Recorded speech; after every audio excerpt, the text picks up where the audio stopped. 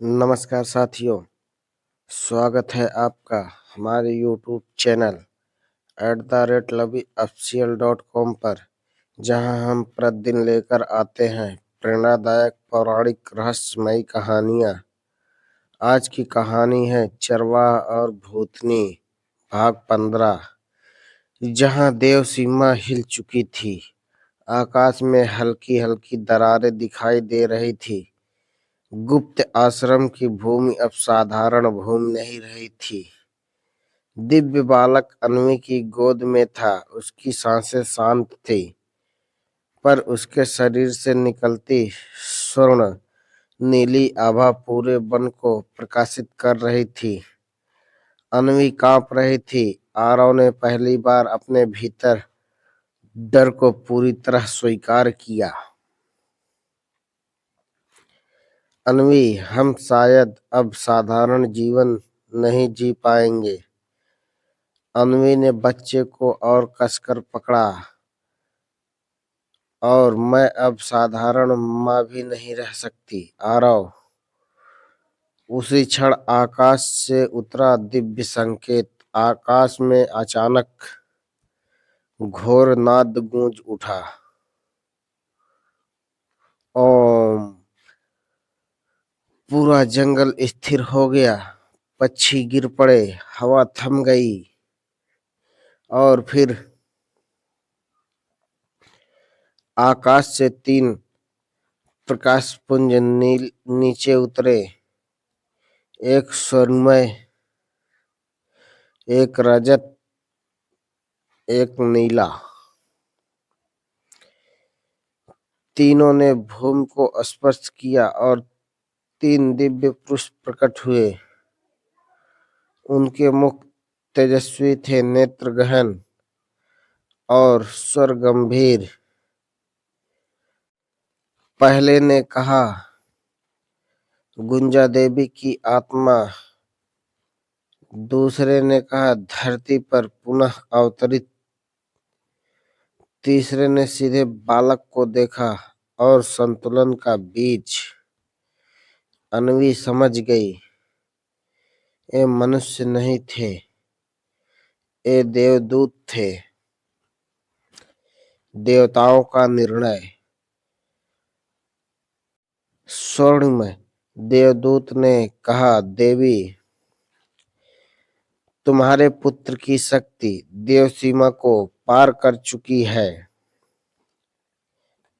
अन्वी का स्वर कांप उठा। तो क्या मेरा बच्चा अपराधी है? रजत देवदूत ने धीरे से कहा, नहीं, पर उसका अस्तित्व तीनों लोकों के नियमों को चुनौती देता है। आरव आगे आया, तो फिर समाधान क्या है?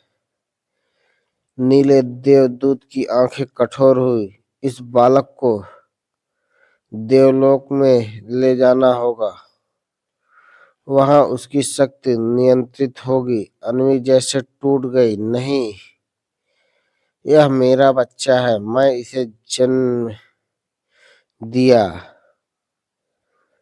स्वर्णिम देवदूत, और इसी कारण तुम्हारा मोह संसार के लिए खतरा बन सकता है। माँ बनाम देवता। अन्वी ने पहली बार देवताओं की ओर डर के बिना देखा। उसके भीतर गुंजा देवी की स्मृतियां पूरी तरह जाग उठी। धरती कांप उठी। अगर देवता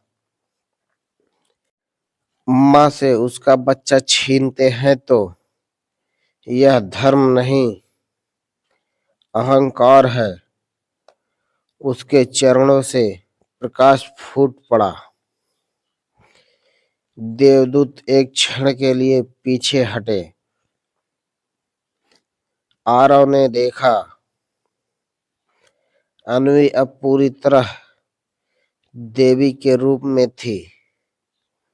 बालक की आंखें खुली, उसने अन्वी के चेहरे को छुआ और उसी क्षण तीनों देवदूत ने एक साथ सिर झुका दिया। दिव्य बालक का पहला निर्णय। नीले देवदूत ने विस्मय से कहा, यह निर्णय की शक्ति केवल देवों में होती है। बालक ने कुछ नहीं कहा, पर उसकी आंखों से एक विचार पूरे आकाश में गूंज उठा। माँ के बिना मैं शक्ति नहीं बनूंगा। आकाश शांत हो गया। स्वरमणि देवदूत ने गंभीर स्वर में कहा, तो सुनो देवी, यह बालक तुम्हारे साथ ही रहेगा। अन्वी की आंखों से आंसू बह निकले। पर शर्त है, देवदूत बोले, तुम्हें इसे छिपा कर रखना होगा और जब समय आएगा तुम्हें इसे स्वयं युद्ध के लिए तैयार करना होगा। दूर कहीं अंधकार की प्रतिक्रिया। उसी क्षण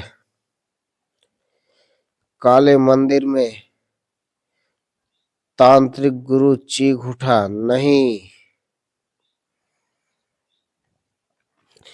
देवताओं ने हस्तक्षेप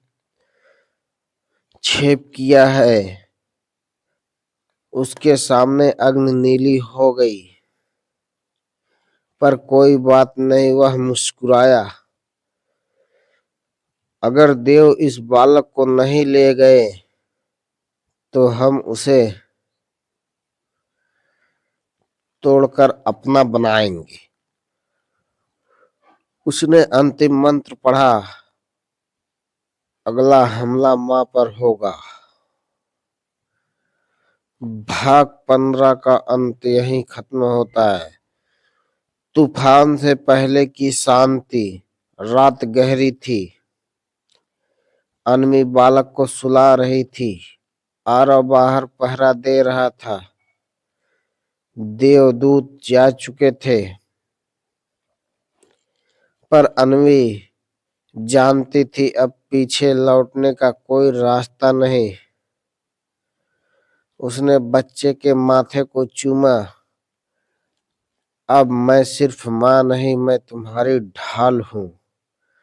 दूर कहीं बिजली चमकी। युद्ध निकट था। धन्यवाद मित्रों। यह कहानी कैसी लगी कमेंट बॉक्स में जरूर बताएं। फिर मिलते हैं अगली कहानी के साथ, जहां हम प्रतिदिन लेकर आते हैं प्रेरणादायक पौराणिक रहस्यमयी कहानियां।